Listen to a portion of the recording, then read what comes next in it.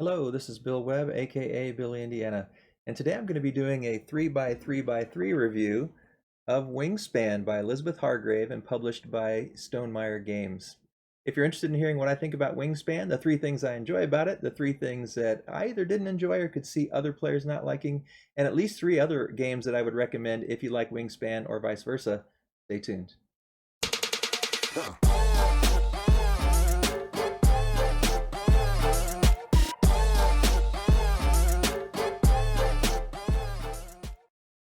Well, before I get into my overall review and explanation of what I like and don't like about the game, I do want to say that this copy was provided to me as a review copy from Stonemaier Games, so just want you to know that up front.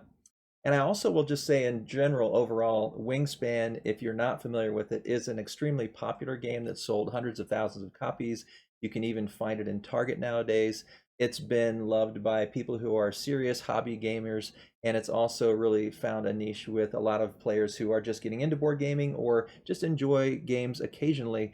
It's hit a really sweet spot with a lot of people of a large range of players. I'll just say that an overall summary of the game Wingspan, highly regarded by so many people on boardgamegeek and otherwise. So now, what are the three things that I like about Wingspan?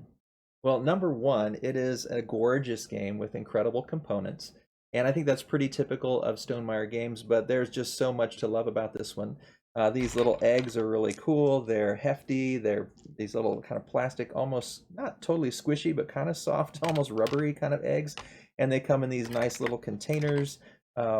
Really beautiful. The dice are nice wooden chunky dice. And then you got this, really cool dice tray that you can roll the dice into. So we got this bird feeder. So when you roll the dice, you've got a little dice tower to do that with. So just, a couple really nice things. The player boards for the individual players looks like a birding journal, and then the art inside is just gorgeous. The art on the cards is also really nice. You see these beautiful drawings of the birds with all this different kind of biological information about them. And then you've got this tray inside to store all those cards. The art on the cover is gorgeous. Just so much to like about the game. And I think the nature theme is going to potentially draw people in, and just the unique theme of birding, of studying birds and evaluating the bird's wingspan and what they eat and connecting it to those actual biological features of birds is such a unique thing that that's also going to draw people in. So I think that's maybe the first thing that caught my attention. To be honest, the theme itself wasn't what drew me in, but it was the beauty of it, and it was the fact that so many people that were really into gaming and others that weren't were really enjoying it. It made me really want to give it a try. And then once I got into it, my biology side started thinking, oh, I love the facts and the details on these birds. And there's also little things down at the bottom that tell you even more details. So for like this dark-eyed junco, it's got the scientific name. And then it says Junco's summer in the cool woods, but will use more open habitats in the winter. So just unique things about the game that way that really drew me in after I actually gave it more of a chance and tried it out. So that's something that I really enjoy about Wingspan, and I think a lot of other people might as well. The second thing I like about Wingspan is that it's got enough complexity that hobby board gamers are going to still enjoy the complexity of it, while it's not so complex that you couldn't play it with people who have minimal experience playing board games. There's a lot going on, which I'll talk about a little bit later, but most of it is pretty well explained. And even when you're introducing it to new players, they've incorporated this getting started sort of jump start packet where you can follow. Each player gets their own card, and you can actually follow for the first 4 turns of the game. Every player just does exactly what the card says, and it basically teaches you the rules while you're playing. Now, you do have to follow not only what you're doing, but what the other players are doing to catch all of the rules. But we've used this with some players who hadn't played Wingspan before, and it taught the game quite well. And so it's even got something built in to help you teach it to other players who haven't tried the game Wingspan yet. And so I like that range where there's enough complexity to really meet one end of the spectrum. And then I also like how they've included some things in here and kept the simplicity of the game easy enough that a lot of people can enjoy this game. And that really, I think it hit a sweet spot for us in our gaming group, is that we like that light to medium weight the most. It fits the majority of the people that we play with. And so it's just kind of in that sweet spot. It made me really admire what they've done here, both with these intro cards and just the design of the game overall. to really make it so broadly appealing, which is obvious by how well it's succeeded in the market. And then the third thing that I really enjoy about it are the unique mechanisms. And in some ways you might say, well, the mechanisms aren't that unique, but there's certain ways that it's done here that I think are particularly special. For instance, on the cards, there are different types of actions you take. Sometimes you play a card and you're going to actually do the action that's written on it right then. It's a when played action. Other times you're going to be, if they have a pink banner here, you're going to be doing an action while it's someone else's turn. Other times it's got this brown card here and you're going to be doing an action while you're on your turn, and I'll show how that works in just a minute. So just that variety of play of those cards. Now let me explain how that when activated function works, and this is another kind of unique feature of the game. As you play cards into the different areas on the board, you might play one here, and one here, and it's going to take a sequence of turns to do that in a sequence of steps. I'm not going to go into all the rules and how that would happen. But then in your next turn, if you would like to take an action, and there's really only 4 actions, you're going to play a bird, gain food, lay eggs, or draw bird cards. And if I want to take this lay eggs action again, I would put my little token here to show my action choice. And then I would get 3 eggs, and if I discard a resource, I could get a 4th one and play them on the birds, which is kind of unique, just putting these eggs on the birds. So I would get my 3, and I could put them all 3 on one, but then like this bird can only hold 2, so I could only actually put 2 on that one. This one doesn't have any kind of nest, so there's no eggs, so I'd have to put the 3rd one here. So just thinking about all those little things. Now here's the activation part that I thought was unique. After you do the action of where you put the cube, and it's always just to the right of your farthest card out in that row, then you move it to that card and see if there is an activation step. Now on this card it isn't, because this is one of those when you played it actions. And then this is when someone else is playing, so we wouldn't do anything. And then we move it here, and this says if activated, or when activated, if this bird is to the right of all of the birds in its habitat, move it to another habitat. So there is an activation in that step, or potentially an activation in that step. So you move the cube down the steps and you get to activate those brown activation notes here on the cards.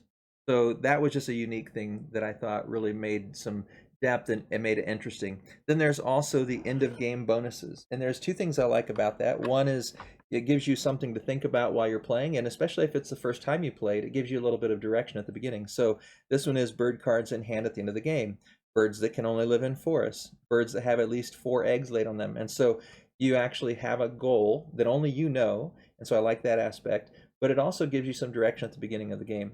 And then another way that you get some direction at the beginning of the game, and another way that adds something else to think about, that complexity, is there's also end of round bonuses that you're vying for. So this one is sets of eggs in a particular territory, and this is number of birds in a particular territory, and this is number of eggs in a particular territory. And so there's just these end of round bonuses that you're also trying to vie for. And there's a couple ways you can do that. Here is where you would put those little tokens to show randomly every game what are the 4 things you're going for in the 4 rounds. And you can play it on this side where you're seeing who gets first place, second place, and third place. You're actually ranking in a more competitive fashion. Or you can use this side where you just get a number of points for how many times you satisfied that in that end round goal. And so this is a little bit less competitive, and kind of everyone has a little bit better potential to score on this one. So a couple of ways you can do that. So like I said, just so many things. Rolling the dice. You have to take the dice out of here if you want those resources, but if they're all just one type, then you can choose to take them, or you can choose to re-roll. Just lots of little decision-making things that I think add to the fun of the game and add to the uniqueness of like taking those actions as you move the cube down the board. A lot of just clever things that were done to create a depth in this game that isn't necessarily hard to understand, but gives it complexity, gives you a lot to think about. So those are the 3 things that I enjoyed about the game Wingspan. Now let's talk a little bit about the things that I didn't care for. And the first one jumps right off of that thing that I really like about it, and that is that I can see certain players really struggling with how much there is to know, and you have to know a fair bit of it to start the game. Now granted, you don't have to know it all, and if you are teaching someone new and you use these guides, that can help quite a bit. But it's probably going to make that first game more of just a teaching game, more of just a try it out game, and then maybe try playing again right after or soon after. That would be obviously be up to the group, but you might feel like it's a little too scripted. We've taught it both with this and without, and both times it worked well, but I think There were pros and cons to each as well. And in both cases, whether we use these or not, the new players, and now they had played other board games, but not Wingspan, they both felt like there was quite a bit to remember, and they had to ask a lot of questions the first several rounds, because you're thinking about end of round, end of game, how does the dice work, what about the eggs, what do these symbols mean on the cards? There's just a lot to think about. And so it felt like at the beginning of the game, the first couple of rounds, they were a little overwhelmed. So that's just something to keep in mind. And as I mentioned earlier, there are a lot of unique things going on here, which I really appreciate, but that also adds to that complexity. And there's a couple little things that in particular have made some of the players stumble. For instance, one of the actions here is to play a bird. That's how you actually get these bird cards to be in the different areas. And there's a couple things to think about. One is you have to make sure it's in the correct terrain, and then you have to pay what you have, what's on the card. Like this one needs a worm and a wheat to be able to play this bird. And if it's not the first one you're playing in a category, you also have to pay eggs. The other thing is that while on these rows, you would place this to the right of the card and then move down and do the other actions. When you're playing a bird, let's say that I had these in this middle row already. If I wanted to play it here, I would put it here because that's the column that I'm putting it in, and that would show me I'd have to pay what's on the card and this egg. But then you don't go down the row again like you did in the other example. So it's just enough different that that can be a little confusing. They've always said, oh, wait a minute, why on these ones do I hop down and do all those actions? Here I just go straight and I'm done. And then also these eggs only apply in terms of spending them when you are playing a bird card. And a lot of times new players have felt like they're supposed to pay them when they're doing any of these actions that are further to the right. So just a couple little things that aren't too hard to explain and things we've tried to make clear at the beginning, but there is a lot for them to absorb. And so sometimes those are things that have led to some confusion as they're beginning to learn the game. Now, it didn't bother me, and the people that we taught also picked up on it after a few rounds, and they were more than happy to play again afterwards. So it didn't turn them off to the game, but you would want to be careful about who you teach this to, because if someone's never played modern board games, I think this may be a little bit overwhelming to start them with. And some people say it's a gateway game, and maybe for certain people it is, but for the majority of people that I would be teaching a gateway game, I think this might be a bit too much. So I would say it's maybe gateway plus. Teach them something else a little simpler, and then maybe bring them along into this later if they really enjoy the hobby. So that's something I think just to be aware of. It could be a slight con to this game, is that overhead at the beginning and the complexity, which is a pro for me, but I could see being something to be concerned about for other players. The second thing is also related for me, and that is that this could be analysis paralysis prone. If you are playing with people who want to make sure they maximize every single turn, and they're thinking about every aspect of this game, and they're going to think and think and think and think until they know exactly the step they need to take and what order, that could make their turns draw out. And while you do have these pink things that make you interested in what they're doing, if you don't have any of those on your board, you're a little bit less interested in what the other players are doing, and so it might feel like the game's dragging on when it's not your turn if you're playing with, a player or several players who are really AP or analysis paralysis prone, because I think this game could drive people to that analysis paralysis. So another concern. Now, we haven't experienced that to any great deal with the people we've played with, but we haven't played with anybody that tends to have that type of play. So just something to keep in mind. I could see it definitely being a problem for certain players. And then the third thing that I would say that I could see as a concern for Wingspan is there's a fair bit of luck in different parts of the game.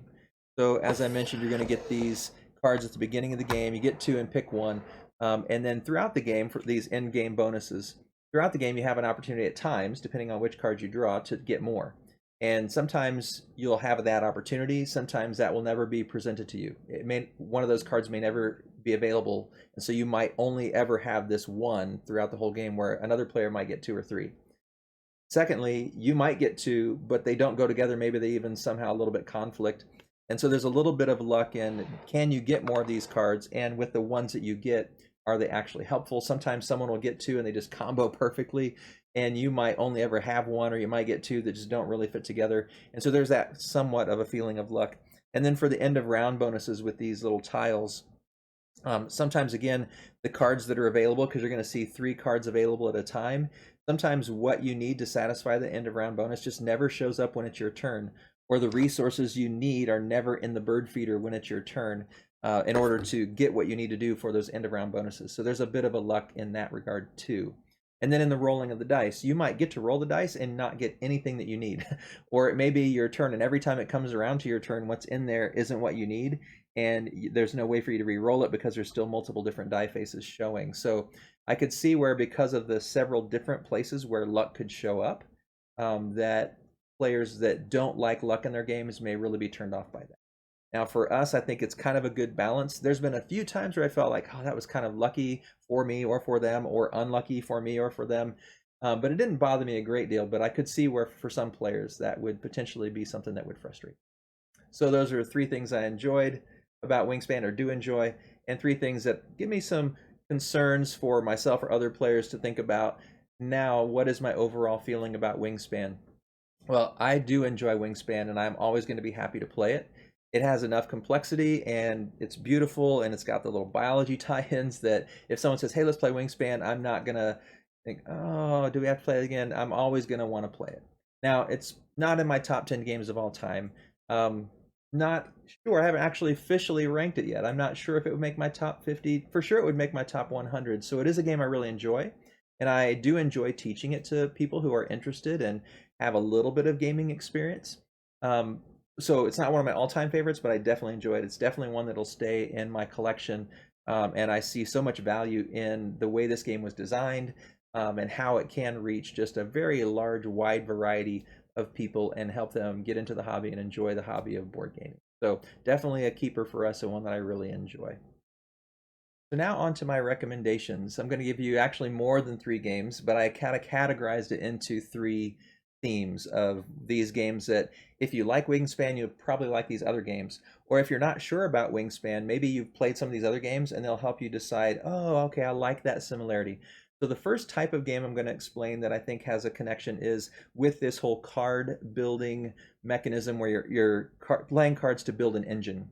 And so if you want something simpler to teach players with that same sort of engine building card based mechanism, I would suggest Splendor. I think it's quite a bit simpler than Wingspan, and it also has really nice components like Wingspan. And so it's something you could say, hey, here's a card engine builder, and then if they like Splendor, you can say, hey, do you want to step it up a notch? Another one that we've just been playing recently, and I actually posted a review on not too long ago, is Funfair. And with Funfair, I think it's got, if they're not really into this sort of abstract theme of Splendor, but they want to build a theme park, this I think integrates theme a little bit better than the other, but it's also a card laying, engine building type of a game that I think is still simpler than Wingspan. Maybe slightly more complex than Splendor, but I think still simpler than Wingspan. I do think there's a little bit more luck in this one, so that's something to keep in mind, but a lot of people really like Funfair, and so something to consider if you're looking for games that have that card-based engine building. There's a couple suggestions a little bit on the easier side. Now, second theme is, what about if you just love the nature theme, you love the art of it, you love the pictures? I've got a few games for you to consider if it's more of the art and the theme and that outdoors kind of nature.